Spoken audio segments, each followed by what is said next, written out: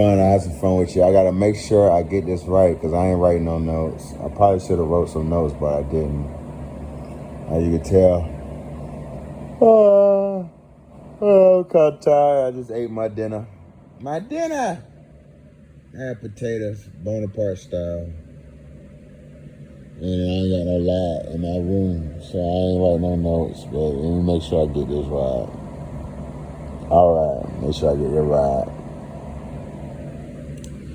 So, motherfucker, bro, so I'm coming with the angle of the Talia mass and the Melpomene mass. And the Melpomene mass and the Talia mass, it was originally the mass of that signified Dionys, the Dionys. But you know, Dionys is a god of theater in ancient Greek, and his daughter was Hygeia in ancient Greek. And so by theater, by being in the theater, being an actor, because it wasn't in Infamia in Greece, Athens.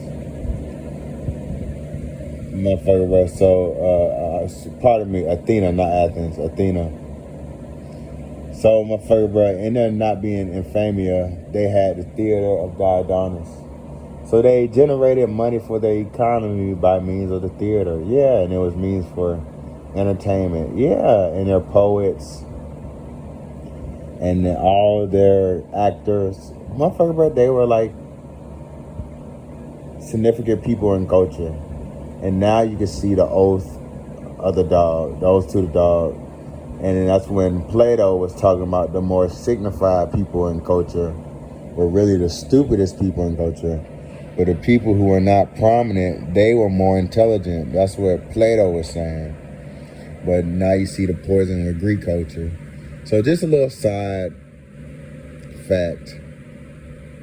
The Romans came in and they took the laurel wreath from the Greeks.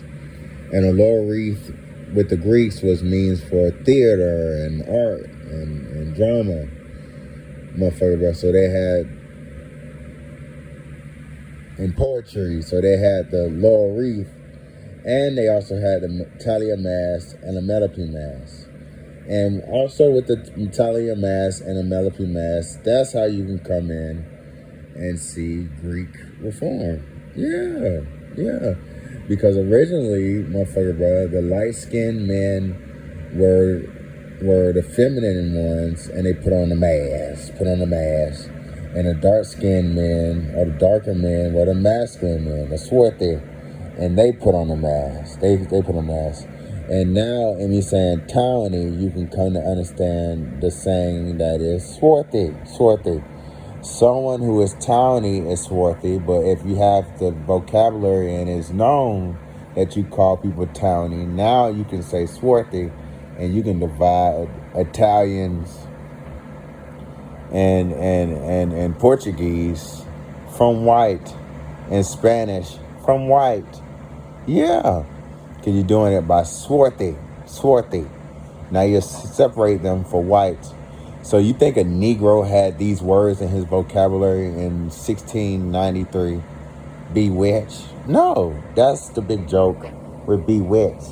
Black, white, Asian, motherfucker, you know this. I'm using the term townie. I'm using the term mongoloid.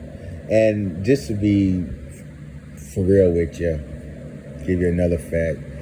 Punjabi is extremely racial. That just lets you know how not fond of Indians I am. Punjabi is extremely racial because Punjabi is really a region in India, and it's also mixed with Pakistan. And Indians and Pakistanis have a weird beef. But and they'll talk about it. If you go look it up, you'll see about it. They have a weird beef there, and it's not racial tensions. It's beef. Like Pakistan believes like some part of their region is that's in India is theirs, and India is trying to claim some of Pakistan. There's some weird shit like that. But it's just weird, and none of them are doing anything about it. And Pakistan has nukes. Yeah, Pakistan has nukes. That's why it's a big issue. And people don't talk about it. Pakistan has nukes, and India feels like part of Pakistan is India, and Pakistan has nukes. So it's an issue that's just boiling in the water, and people just don't know about it. Yeah. But motherfucker, bro, in me saying all this stuff, in me saying everything that I'm saying, it's just funny when you just go and you define certain levels of things. Like I would say nigger and negro, and define it and do it more so to define my culture. But hey, people are not fond of that. People are not fond of that. No.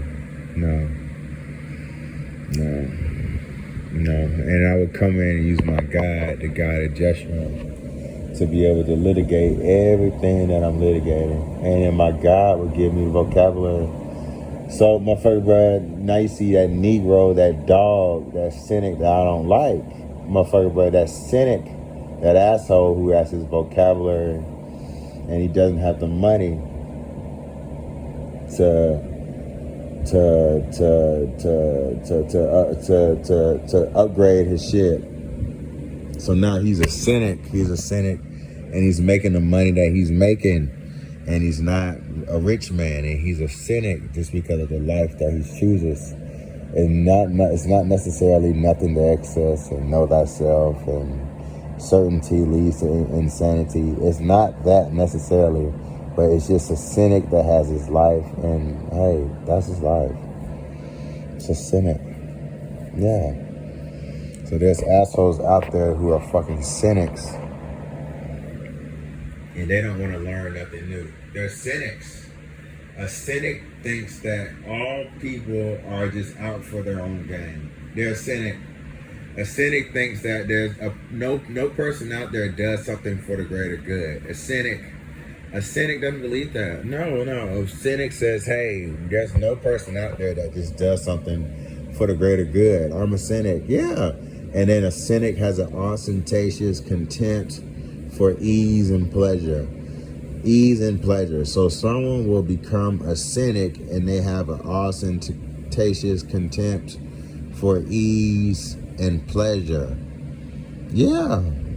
So a lot of people are against thinking. They're against thinking. Why? Because they don't want you just to be sitting around and be thinking because they think that's idle. They think your hands are idle, or your hands are not working, your feet are not working. So now they want to put you in slavery. Yeah. And it could be your own kind. Yeah.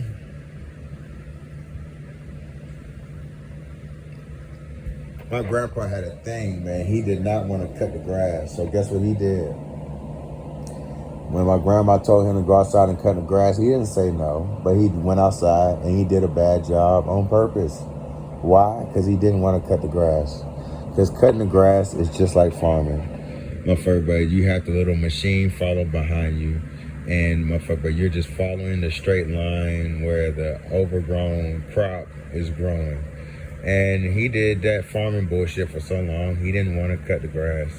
So that's why he did the bullshit that he did. And he was a soothsayer. And I'm old enough to realize shit like that now. Yeah. I'm old enough to see shit like that. But hey, motherfucker, bro. When you see that I'm living here today and it's 2022, you see the game as a game. So the woman that I told you that I'm desperate for, motherfucker, bro, she's mad at me now. And you know what I don't like about her? She doesn't come at me as a snap. Like if I snap, she's not on her knees coming to me. That's not the type of woman she is. And that's why I tell you that I'm desperate for her, because that's not who she is. And that's why I treat her like I treat her. I want a woman that's going to start crying if she feels like something's wrong down there. She's not necessarily crying, but she's ready to cry. I can say something rude, and she can start crying. I can be churlish, and she'll take it, and she'll just swallow. She'll swallow, and she's a woman. She lets me be moody. She lets me be moody. But hey, women are not like that anymore. They're not like that anymore. No, they want you to cook. They want you to clean. Yeah, even if they are just having a baby. See, they have a little bit more information. Women. They have more information. They realize that having a baby is not safe.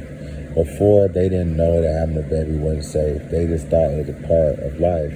And it just came with pain. But now women are becoming more atheists. And before they was Christians, so they listened into a little bit that was in Genesis, because it was in the beginning. It was like the first couple of pages. So they said, oh my gosh, women are cursed. You know, they have the curse of childbirth. And because of Eve, we all died.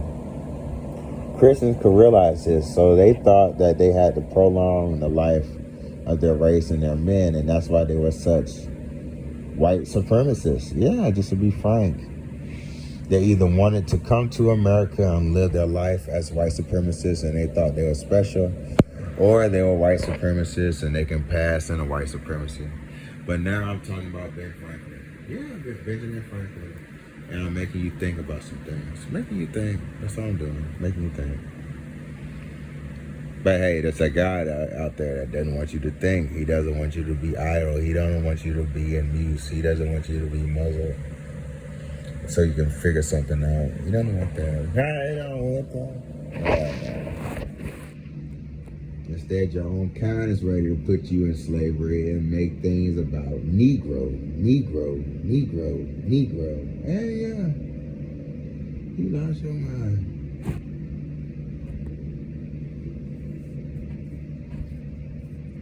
Kevin, you teaching people how to make money. You telling them how to blackmail. And you tell them that you need to use instruments and tools. And you use the tools of reparations to be able to personify the TV in yours.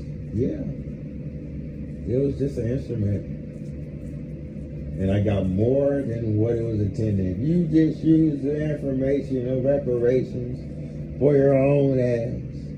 Well, you son of a bitch. What else would I use it for? To be your friend.